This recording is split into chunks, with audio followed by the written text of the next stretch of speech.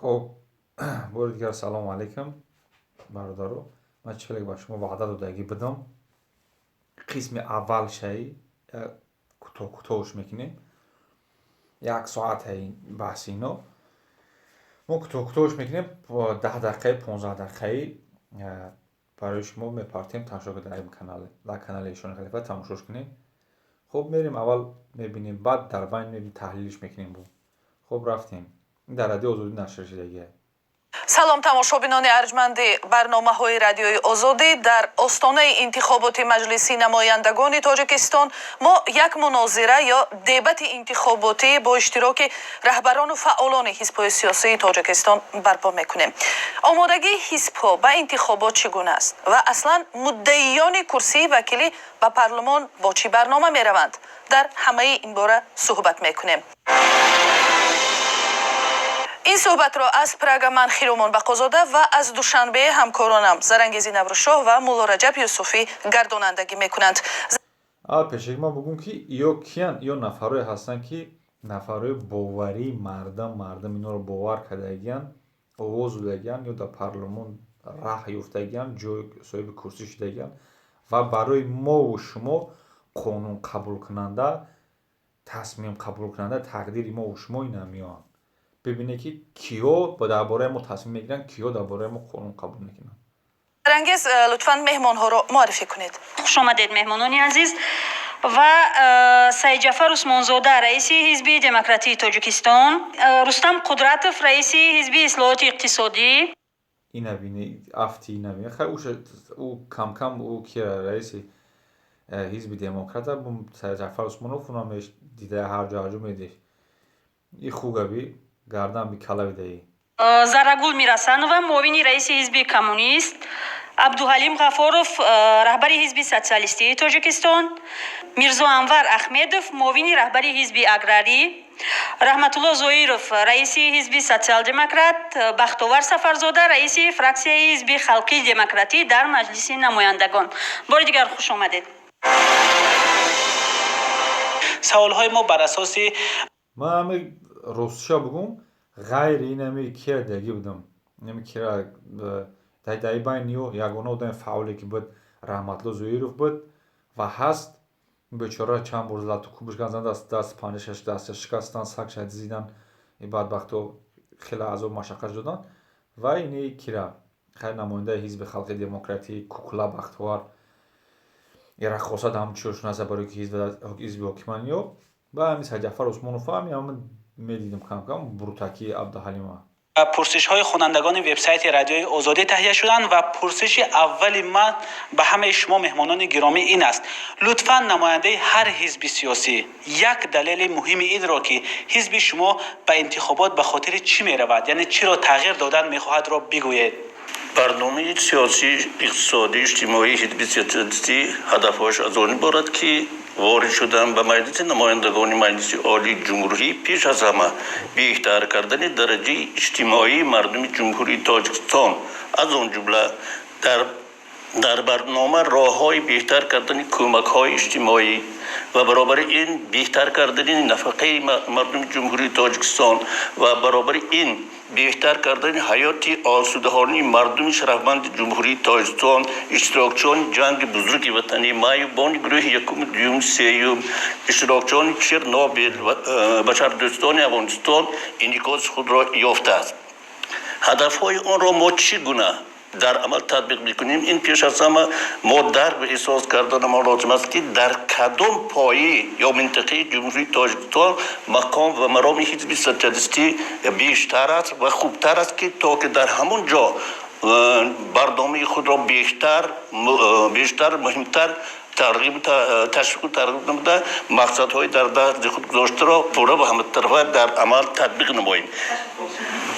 مقصد اساسی حزب کمونیست تاجیکستان این بیش از همه این بلند برداشتن اجتماعیاتی یعنی خلق بیش از اون و تحت شعار عدالت اجتماعی است. این یعنی هدف اساسی ما هست باوری کامل داریم که اون برنامه‌ای که ما تحریزی کردیم به خلق پیشنهاد میکنیم شاید مقبولشون باشد و از برنامه برمیاد که در اون پرینسیپ‌های اساسی سوسیالیسم، برابری، برادری و صلح‌جویی خلق یعنی تاجیکستان در اونجا انعکاس یافته است.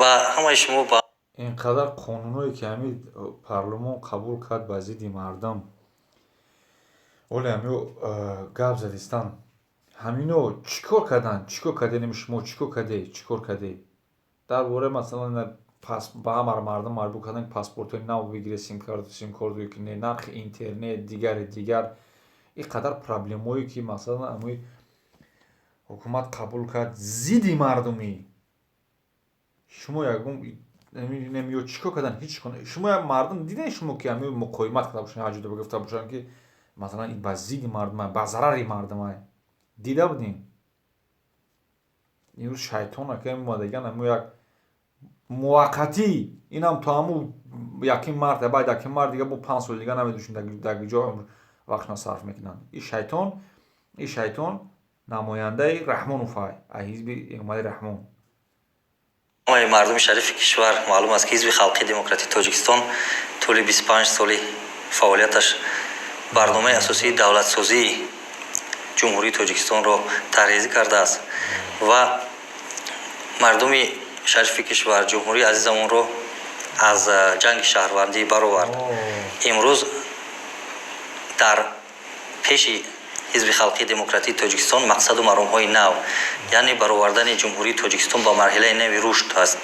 برای همین حزب خلقی دموکراتیک تاجیکستان توسط برنامه پیش از انتخاباتی خود که برای 2020 برای دوره‌های سالهای 2020-2025 است در تمام سمت‌های سیاست داخلی و خارجی کشور مقصدهای مشخص دارد و اون برنامه‌هایی را که طول فعالیت و طول دولت سازی در حکومت جمهوری تاجیکستان در پارلمان کشور در دیگر مقامات‌های حاکمیت دولتی در کشور عملی کرد و با دوره نهایت به دوره نو برآوردن می‌خواهد اون را معرفی کرده است و نقشه‌های معین برای دولت سازی نماینده حزب خونخری تاجیکستان خونی ملت همه مکان این همی سردار اینمی کثیفه و این شما ای بدونین که رحمانوف روز یک شویش بشوه امکان داره که ای تاجیکستان فرار کنه بگریزه بروه نه شما در نزد مردم میمونه این روسیوهیتون که مثلا بگیم ما مظلوم بودیم زیر فشار بودیم این قبول نمیشوه خونی مردم خوردگی جواب میگه برای رشد من بعده دولت و ملتمون داریم. برنامه حزب دموکرات تاجیکستان اساساً پهلوی اقتصادیات را در نظر میگیرد چون که با داشت امکان امروزه یعنی به کار درآمدن این سرجعفر عثمانزاده این دشمن مهاجرو اینمیه ولی در رفت صحبتش میبینی که چی جور دشمنی میکنه چی میگه بچه خاطر میگه گفتمش راغون ما میخواهیم برنامه مشخص اقتصادی را پیشنهاد کنیم که این برنامه و در اساس این برنامه تمام پهلوهای زندگی مردم اجتماعیات دیگر یعنی رنگ دیگر را میگیرد یعنی در این زمینه ما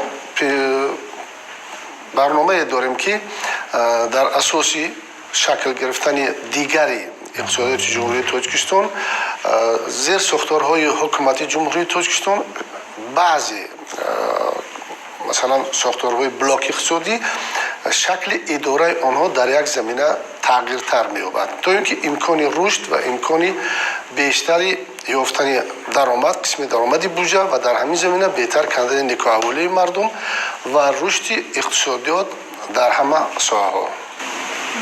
حزب سوسیال دموکراتیک تاجیکستان در اساس سه مهمترین جبهه‌ها عمل می‌کند.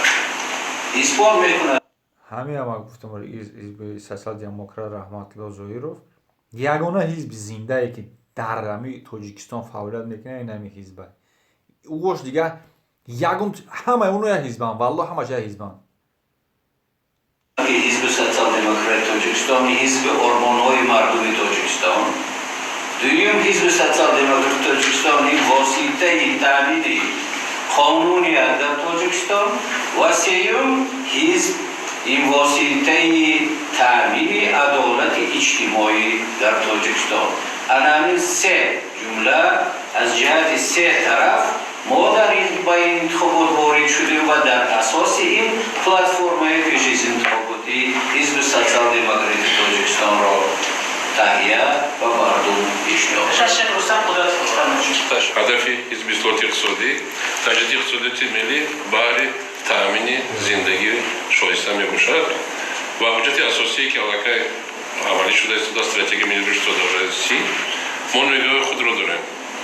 نگاه نکرده با اون که اقتصادیات ما هر سال 7% رشد کرده ایستاده است، در آینده این نشانده باید تا 10% رسانیده شود. از روی استراتژی ما مقصد داریم که اصولهای خود را پیشنهاد کنیم که اصول از جهت یعنی اصولهای ما انم هدفهای زیاده از 230 ایندیکاتورهایی که محکایی که در استراتژی ملی است در اساس علم آنها را عملی کنیم و در خود اقتصادیات ملی اینستیتوتایی که رشد خود اقتصادیات را تامین کرده میتونن زیاده از 30 اینستیتوت است.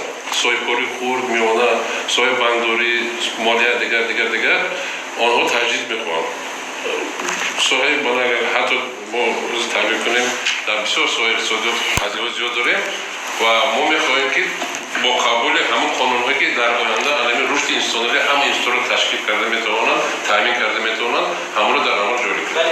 برنامه پیش از انتخاباتی حزب اول تاجیکستان از تحلیل وضع واقعی سیاسی، اقتصادی، اجتماعی، فرهنگی کشور ما در 5 سال اخیر اساس ساخته شده. ما به واسطه در جریان آمدن برنامه پیش از انتخاباتی همه مشکلات‌هایی که هستند در سایر اقتصادیات و اجتماعی هستند رو در برنامه بیان‌آور گرفتیم، لیکن بیشتر از اون که بعض اجتماعی سایر کشاورزی یعنی مردم زیاد هست که در دیوار زیاد از 73% اهالی زندگی میکنند.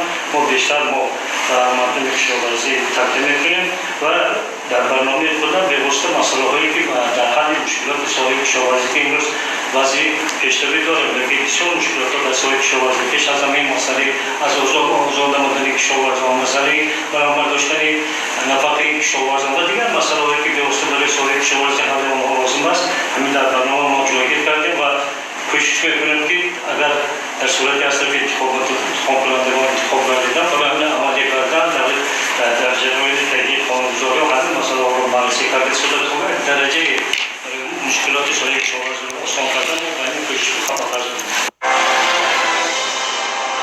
تشکر زیاد. صحبت رو من ادامه میدهم. خب اینجا تخیرم با خود کم تا صبر کم. 7 حزبی که خودشون معرفی کردن غیر از رحمتالله زویرов یک تامین نگفت که برنامه ما هدف ما اینه که مثلا ما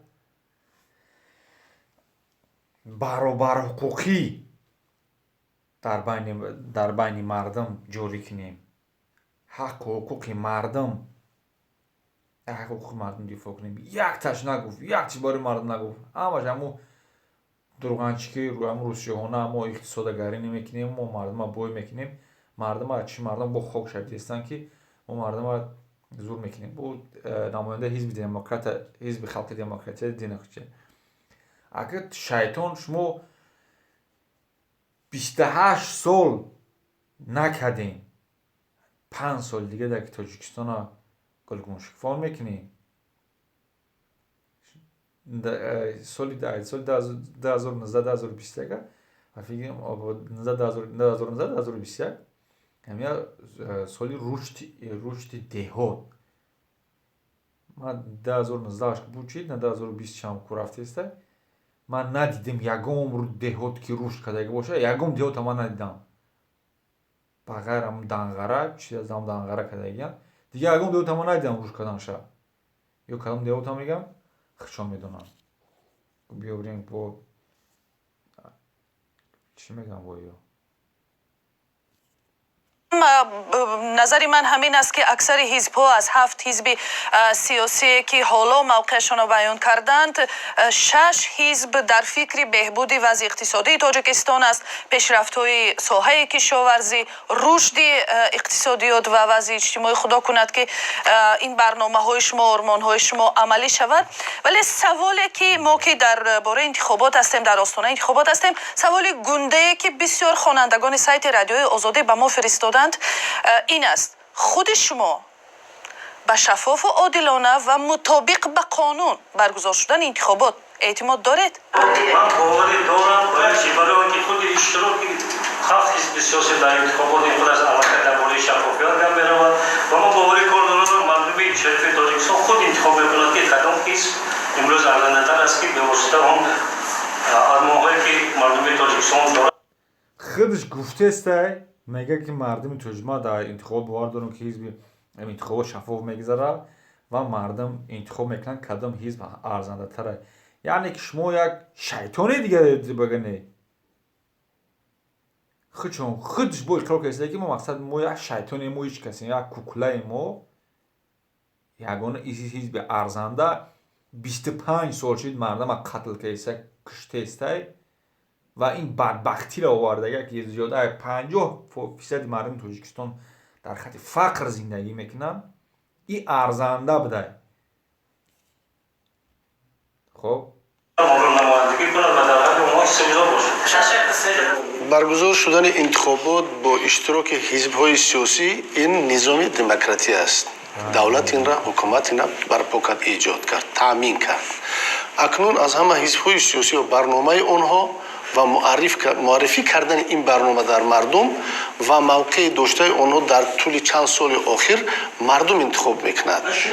ما باور داریم که در حال برگزار شدن انتخابات البته به شفافیت اون باور داریم. ولی ما اخرامات آزاد هستیم و ممکن است که همه حزب‌های سیاسی بخصوص من از نام حزب کمونیست تاجیکستان حرف میزنم، چرا که تمام شرایط فراهم آوردگی ما به اشتراک میکنیم و بعد از اون خلق انتخاب میکنن. محترم ظریف شما چی میگید؟ چون در صحبت قبلتون گفتید که باور نداره. البته در جریان انتخابات چیزهای مثبت هم است، لیکن کمبودی‌ها زیاد هستند. من مثال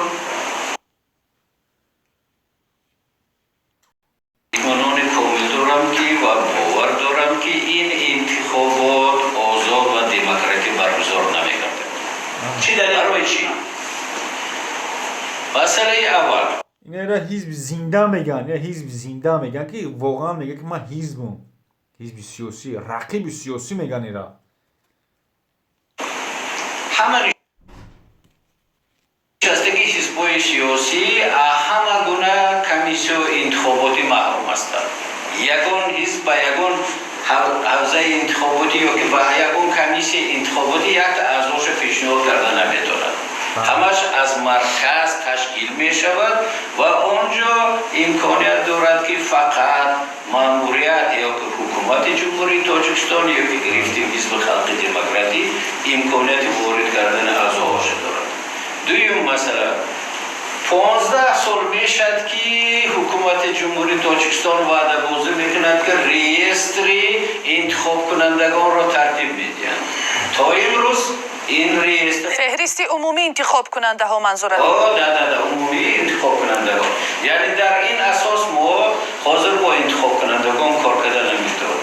و سوم مسئله در اون باشد که در مقیاس جمهوری همه مثال مقامات محله و محلی و خود اداره کنی همه‌شون اینها تعیین شده هستند و به واسطه هم از جهت ماموری از جهت حزبی در تابعیت یک آدم پرزیدنت جمهوری تاجیکستان هستند. برای همین من میگویم که این انتخابات همین گونه برگزار میگردد که چگونه پرزیدنت کشور آن را توصیه میدهد و آن سپارش میدهد. جناب رحمت الله ظریف ببخشید در سوال به همین نظر شما، پس چرا حزب شما تصمیم میگیرد که در این انتخاباتی که به گفته شما باور دارید ناشفاف و ناعادلانه میگذرد اشتراک میکنید؟ برای اون که اگر انتخابات رو تحریم کردن که این یکم چیز نتیجه نمیده. وقتی که قانون کنستیتوسیون جمهوری تاجیکستان امکانیت میده که در جریان انتخابات ما خود را حزب را ایده و غایه‌های حزب را ما تشویقات کرده میتوانیم و اراده سیاسی مردم رو تشکیل کرده میتوانیم، باید این امکانیت را استفاده کردن درکار است و این برای پیشروی جامعه البته مساعده می‌کند. اگر ما همه وکیلان در انجمن حزب خلق دموکراسی شرکت ورزیده بودیم، در همه جا در برآمد پرزیدنت جمهوری تاجیکستان نسبت همون اعضایان حزب خلق دموکراسی معلومات دادند که باید این انتخابات برای همه حزب‌های سیاسی که در جمهوری تاجیکستان موجود هستند برابر و شفاف و همه طرفه گذارده شد. شما میگید که شفاف نمیگذارد. برای چی شفاف نمیگذارد؟ امروز وقتی که ما در انتخابات اشتراک کردیم، برابر در انتخابات اشتراک کردن در احساس میکنیم که کمیسیون‌های مرکزی انتخاباتی که امروز حوزه‌ها و چسکه‌ها همه طرفه به همه حزب‌های سیاسی که امروز در انتخابات اشتراک میکنن یک خیلی امکانیت به وجود آوردن.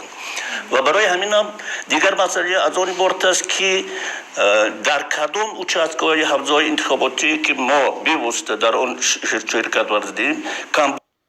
شما اینجا نگاه کنید که این مثلا گفت که رحمت الله زویرов که انتخابات شفاف نمیگذرد، این طرفی حزب حاکم گفت، حزب خلق دموکراتی که مثلا در انتخابات دخالت میکنه، رحمانوف شیطان در دست همون سگبچه رحمانوف و با فایده حزب رحمانوف انجامش میتن.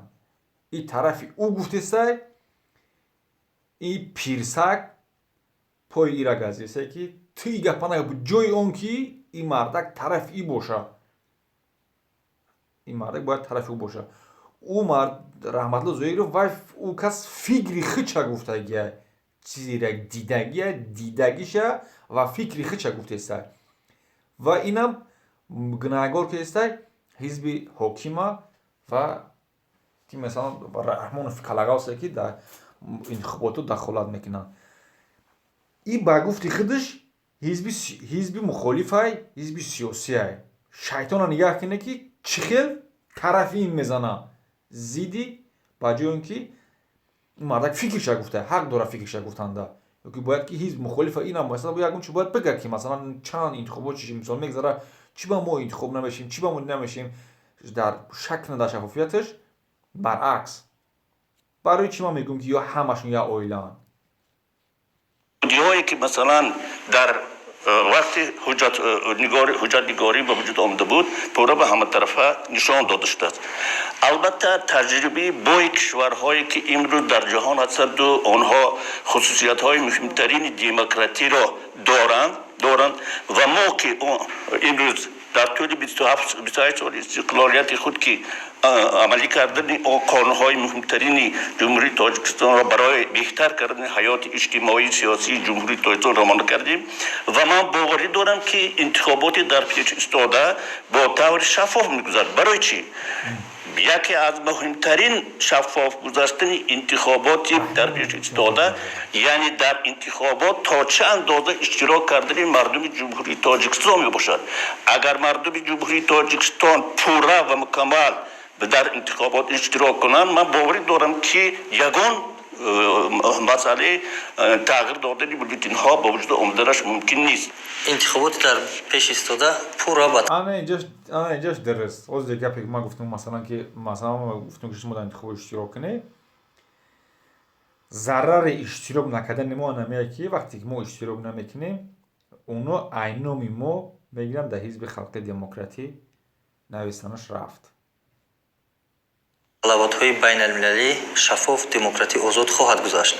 من همچون نماینده حزب خلق دموکراتی تاجیکستان با پرگی گفته میتوانم که برای این بعضی قانونگذاری کفالت‌های حقوقی دولتی اراده سیاسی وجود دارد آن را عملی خواهیم گرداند و گذشته از این در پیام پرزیدنت جمهوری تاجیکستان که ماه دکبر سال 2019 баргузор гарда буд моҳиятан паём ба тамоми мардуми кишвар аст. Ҳам президент ҳамчун кафили риояи конститутсия ва қонунҳо кафолат доданд ки интихоботи дар пешистодаи ҳамун кафил ҳамун буд ки мо ҳам 30 сол сара қадратай ҳамун кафолат додаи мардуми зиндаги мардуми Тоҷикистон ки инқадар бадбахтӣ, инқадар пастӣ, инқадар мардума ба ин дар қаҳри чоҳ бурда расондак, террористамай тоҷикай, экстремистамай тоҷикай, иғвогарамай тоҷикай, бадбахтам ҳама чи миллати тоҷикай. Кафолати ҳамун Раҳмонов буд. Сари қадар буданаш кафолат додаги буд. ҳам парлумонӣ ва ҳам президентӣ бо риояи тамоми талаботҳои демократӣ озод, шаффоф баргузор мегардад ва ягон шахси мансабдори давлатӣ, мақомоти давлатӣ ва дигар нафарон бояд дахолат накунанд. Ба чанд масъалае ки муҳтарам Зоиров пешниҳод карданд.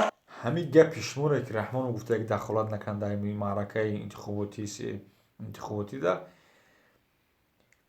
иним як кампирои дар хонаи иштаги як кампир як девонаро бугӯ ку девона боварат намекунад. Девонаро бугӯ девона бовар намекунад гапа ки сагбачаҳои эмомалӣ дахолат накунанд. Махсусан бо фармони Раҳмонов бо дахолат мекунанд. Шумо бигиред, шумо ҳизби ҳоким, шумо барои тикатон, барои курсии Раҳмонов хуни миллат мерезонанд.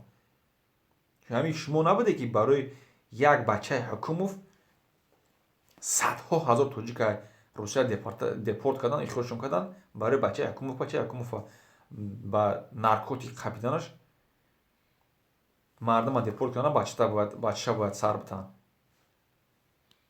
Бале, ин кафолатҳои шумоа, ин дастгириҳо ғамхориҳои шумоа барои миллати тоҷик. бо қабули қонуни ҷумҳурии Тоҷикистон дар бораи комиссияи марказии интихобот ва райпурсӣ дар ҳақиқат талаботи беҳизбӣ ва беғараз будани аз комиссияи марказии интихобот ва райпурсӣ сар карда то ҳавзавӣ то участкавӣ дар комиссияҳо ҳаст. ин ба хотири чи аст? мо 5 сол шуд вакили маҷлиси намояндагон ҳастем ва гузашта аз ин дар фазои сиёсии кишвар чанд сол аст фаъолият дорем, ҳамакаса якдигарро медонем. яке аз талаботҳои асосии созмони амният ва ҳамкорӣ дар Аврупо ОБС ки ҳамасола ҳар марҳилаи сиёсӣ интихоботҳоро ҷамъбаст мекунад ва тавсияҳо мекунад. яке аз тавсияҳо ба ҷумҳурии Тоҷикистон беғараз будани аъзони комиссияи марказии интихобот ва райпурсӣ ва комиссияҳои ҳавзавӣ участкавӣ буд ва гузашта аз ин аъзои участка, аъзои комиссияи интихоботӣ барои натиҷаи интихобот дахолат карда наметавонад, фақат бюллетенҳоро ҳисоб мекунад. агар касе таҷриба дошта бошад медонад. ва аз оне ки ҳизбиёнро ба комиссияи марказии интихобот ва райпурсӣ, комиссияи ҳавзавӣ ва комиссияи участкавӣ аъзо шуда намемонанд, аз ҳама бой додагӣ ҳизби халқии демократии Тоҷикистон аст. чунки мо 500 000 аъзо дорем дар тамоми саросари кишвар. ҳамаи ҳавзаҳо, участкаҳо дар ҳама ҷо намояндаи худро таъмин карда метавонистем. мутаассифона баъзе ҳизбҳо дар ноҳияҳо я ташкилоти ибтидоии худ ё ки кумиҷрои худро ки надоштанд таъмин карда ҳам наметавонистанд. барои ҳамин аз беҳизб будан, беғараз будан ё ки ба бетараф будани аъзои комиссияҳои аз марказӣ саркат то участкавӣ то ҳавзавӣ дигар ҳизбҳо он қадар чизи зиёд бой надоданд. ва муҳимтар аз ҳама ки қонунгузории интихоботии кишвар ба талабот 30 солчи кишвар аст. шумо ия бойти мегина 30 солчи кишвар ба хону хур кашидагӣ шумо бой додагӣ, воқеан бой додагӣ. тои ки стандартҳои байналмилалӣ мекунад ба он мутобиқ кунонда шудааст. аммо агар иҷозат бошад ҷаноби бахтовар Сафарзода як чиза бигӯям. ҳамун созмони амнияту ҳамкории Аврупо аст ки дар давоми тамоми солҳои истиқлолият ҳеҷ як интихоботи Тоҷикистонро мутобиқ ба меъёрҳои байналмилалӣ надонистааст ва ҳам дар интиқодҳои ҳамин ҳамкорони шумо, яъне ҳам ҳизбҳои дигар шунидагӣ ҳастем ки аъзои комиссияҳои интихоботӣ бештарашон аз аъзои собиқи ҳизби ҳокими халқии демократӣ ҳастанд. як масъала аст. ман як чиз тамом ин шайтона gali гавзаниш намемонем. холос ана ки диде гавзанишан гуфт ки моро дафтари созмони ҳамкории дар Аврупо моро эътироф кард ки шайтонӣ кард ки мақсад интихоботи моро шаффоф гуфтаги радио зуди амирам дастшон дар накунем, камкон сиёсатмадор шудаган, далелошон тайёра так мезананд дар ҳамашон. گفت که همیا بودن که شما را تا امروز یگم انتخابات شما شفاف و عادلانه قبول کرده نیستن. آخه همین شما نبوده که اومده پرسلش در اوبسه در ورشا وقتی مخالفات جنگ خورده شپ و شپ شده، حکومتی ما شپ و شپ شدین. بعد اصول دیگریش گفته که چرخ سامالیات مکفی هواپیمامون دیگه نتونستیم که بیاییم. شما اصلا باید در نام اوبسه را باید که نام اوبسه را اصلا باید نمیگرفته، اصلا که تمام شرمندگی شما را اصلا اکثریت همون برآوردگیه. خب دیگه ما این ویدیو را طولانیش نمیکنیم و دیدیم برادرها که همه گفتن که یکی از سببایی که همه همی آوازو میره در حزب خلق دموکراتی اشتراک نکردن ما و شما. یکی از سبباش همه که اساسیش که اشتراک نکردن ما میگن در نام خچون درستش میکنن لگنبردارای رحمانوف. خب انشالله که قسم دیم سوم چهارم شما پارتن تو هم دیگه تموم شدن چند قسمی که شود 18 minut شد یا 8 روزی نزدیک 1 ساعت. خب باقی مونده برادرها خدا نگهبانتون باشه، اینجا باشه قسم دیگه میشه. سلام علیکم و رحمت الله.